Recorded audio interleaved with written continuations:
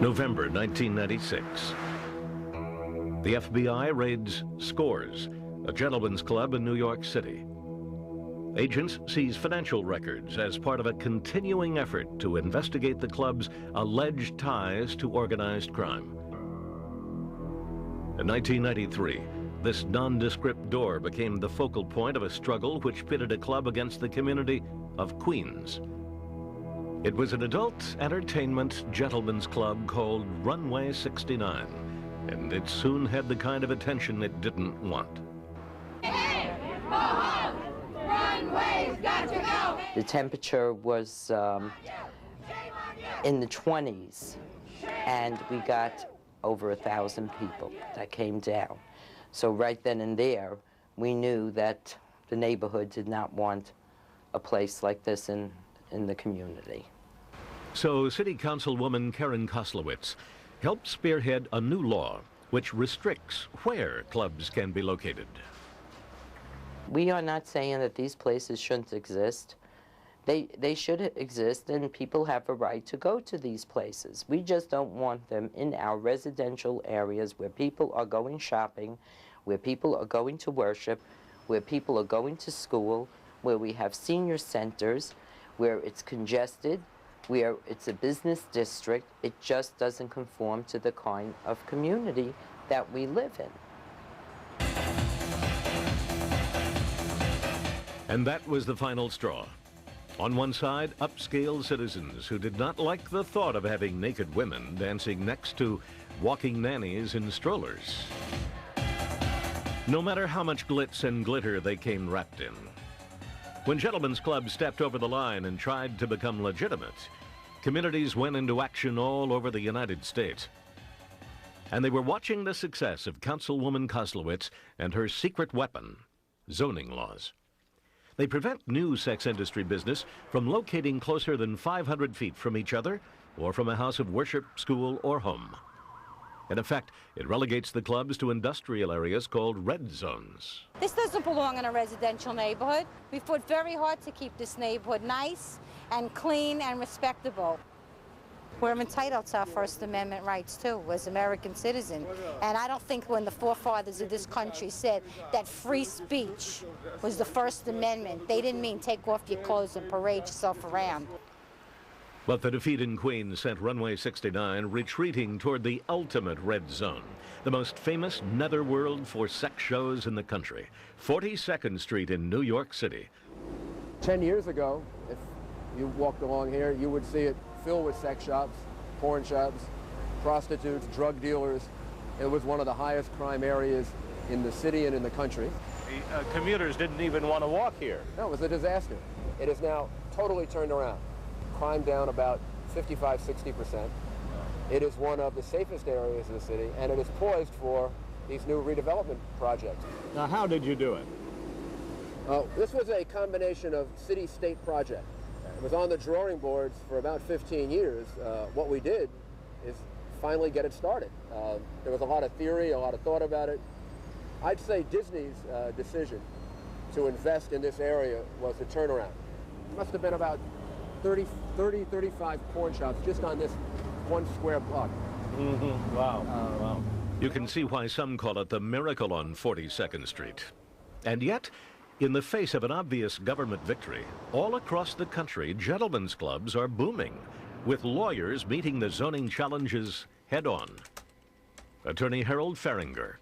In a city as sophisticated as New York City or any place in the country, we proceed on the premise that the American people will be able to choose for themselves what books they will read or what films they will see or what form of entertainment they will enjoy. The government doesn't make that choice for us. And yet by manipulating these zoning ordinances the way they are and by eliminating 85% of the adult industry here in New York City, in effect, the government is making that choice for us. They are censoring this brand of entertainment, and that's unconstitutional. Since New York's dramatic victory, other cities have tried to repeat the miracle with mixed success. In Colorado, the ski resorts of Breckenridge, Aspen, and Carbondale have been successful in keeping the clubs out of town. And the city of Chicago liked the zoning weapon as far back as 1993. The only nude dancing club in downtown Chicago is shut down. It happened at 660 North Orleans at the Top Shelf. It's the fourth time in a month and a half that authorities have closed their doors. The sex industry has been booming around Portland. So Oregonians went to the ballot box to vote on a measure that would copy New York's law. The effort was organized by attorney Susan Marshall through her Safe Neighborhoods campaign. It was so sad to think that Times Square would be cleaning up, and then those shops would be coming to Oregon. And, you know, that's what was happening. A lot of the shops were sort of digging their heels in. They were opening new businesses, hoping that they would be grandfathered under 31. But Susan Marshall's campaign was ultimately voted down by residents, proving that each community must fight its own battle. Like Beaverton, Oregon. The owner of Mamma Mia's Gentlemen's Club found the upscale city wasn't prepared for a mix of nude dancing and alcohol. The city wanted its liquor license revoked. Beaverton adopted the old-fashioned method to get Mamma Mia's out of town: police pressure. I feel that it's totally unfair. If this is the law, and if the law says that you can operate like this, and if I'm within the realms and the boundaries of the law, then I should be able to operate. I shouldn't have to spend over $50,000 to $100,000 a year in lawyer costs. Owner George Callis decided on nude dancing after his comedy club failed. And he's still not laughing. Police Chief David Bishop found an easy target. We've been able to establish prostitution. We've been able to establish drug activity. We've been able to establish a criminal element as far as people coming out of the Portland metropolitan area. Fear of crime is the primary argument against gentlemen's clubs. So we went to the entertainment capital to test the theory. We're riding with vice officers of the Las Vegas Police Department.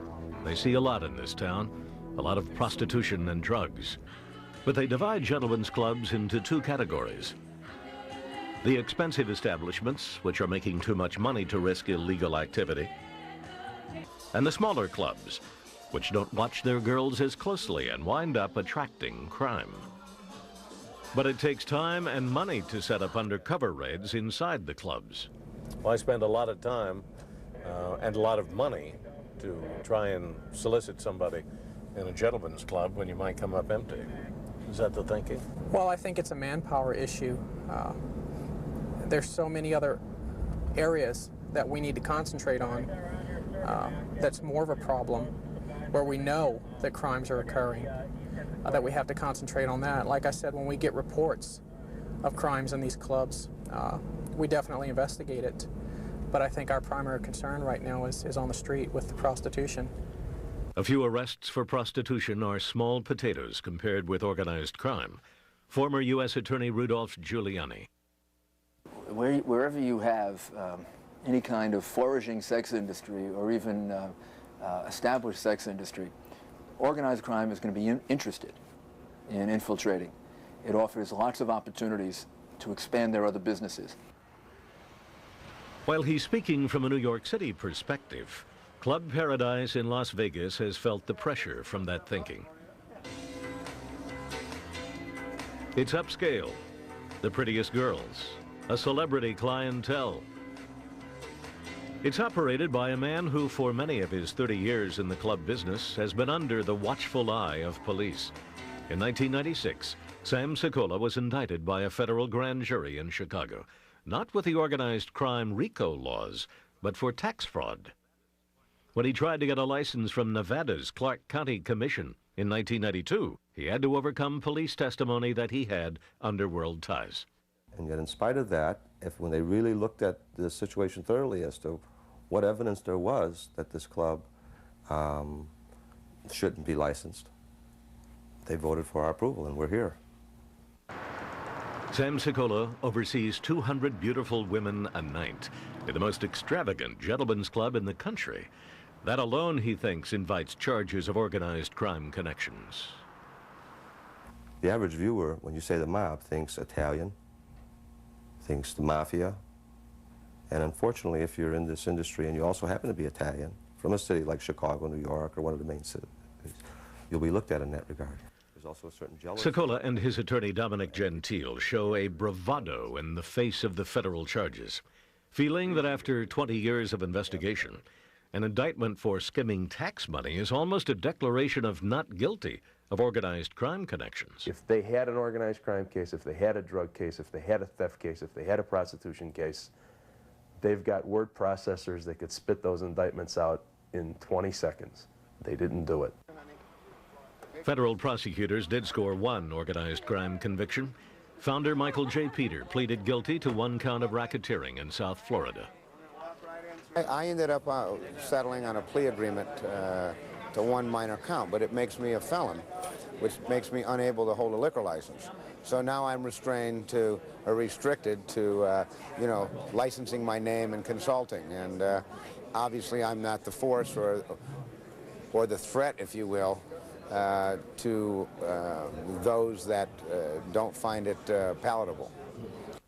But smaller clubs often don't spend the money to watch everything that goes on. One view from the inside comes from Terry Livingstone, who now owns a manicure business in Scottsdale, Arizona. For a year and a half, she was a house mother and counselor for dancers in a gentleman's club. Yes. Prostitution is very big. That's where their extra money comes in, because it's only $5 a dance. So if you're doing a couple dances and stuff, you add up $5. Well, it's not a bad income, but these girls are driving Mercedes. They're driving Corvettes. They've got Louis Vuitton handbags. That's more than a $5 dance. It's not hard to figure it out. Rick Roshilo now runs a personal training business in Scottsdale. He spent most of his adult life working in the clubs. Like 99% of the clubs are clean as far as the owners and the management and everything, and if anything is going on, it's the girls that are doing it, and that's on their own. I mean, the clubs don't will enforce, dismissal if they find any stuff, any wrongdoing. I mean, the last place in the world you can find prostitution or drugs are in a topless bar. But police don't necessarily agree when the ability to sell high-priced liquor and nude dancing are mixed. Authorities know it's a recipe for trouble. In Houston, Texas, police raided the men's club for allowing dancers and customers to touch each other in a sexually explicit way. Management said it was surprised, but police had undercover video evidence. Guys drink lots of whiskey, they look at pretty women, they get infatuated, and we have a lot of conduct problems about just keeping this stuff under control. Houston is still trying to solve the disappearance of a dancer in 1993. There's growing concern about what goes on inside the clubs and the kind of activity that spills out. When you combine alcohol, a multi-million-dollar alcohol sales business, with a sex stimulation business, you have to regulate the conduct, and most people don't have any idea what's going on. But the law enforcement agencies do, and they keep a watchful eye. A certain element of people are attracted to this particular activity. The people that go there night after night after night, and buy the pornography when they leave, buy the pornographic films, go home, hide in the basement, watch dirty movies all night. I mean, they're a threat to everybody in our community. And they tend to congregate at these watering holes like if it were a watering hole in the desert. This is where the action's at. This is where their friends are at. This is where their peers are at. I mean, having one degenerate in the neighborhood's bad, having 200 is real bad. From my point of view, what's involved here is crime reduction, economic development. This doesn't have anything to do with censorship. If people in some private way want to express themselves in different ways, that isn't for me to decide. But when they start expressing themselves in ways that destroy property values, increase crime, bring in organized crime, and start to destroy a city, then you have to have the discretion to do something about that. Well, I would say to Mayor Giuliani, get real. I mean, we live in a free society.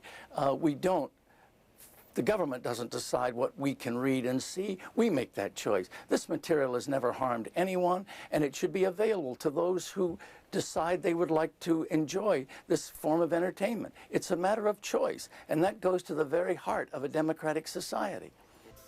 But if it seems like zoning laws or police pressure are enjoying a run of success, why is the sex business booming?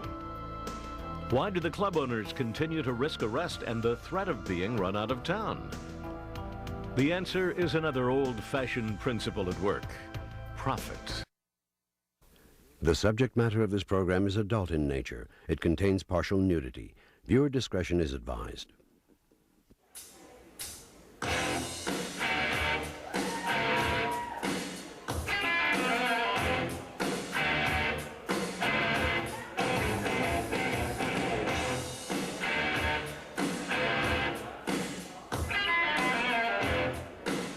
Even after the community victories on 42nd Street and in smaller towns, the sex business has never been better. The number of clubs in North America has doubled over the last decade to about 3,000, with an estimated 10 million customers in 1995, creating revenues of nearly $2 billion. The clubs employ 250,000 dancers and countless other bartenders, bouncers, floor managers, disc jockeys, and vendors. In 1995, one gentleman's club chain headquartered in Houston began trading its stock publicly. Main stage party continues with Paige. Paige coming to main stage, gentlemen. Woo! Deja Vu in Minneapolis, with 150 dancers, is part of a fast-growing national chain with 40 clubs, operating 7 nights a week. They certainly don't act like they're losing the battle of community morals. It's probably one of the fastest growing industries in the country right now. It's phenomenal. The trend really is a place where people can come and enjoy themselves. And it's not just the women. It's not just the fantasy of the women. It's not just the dance entertainment.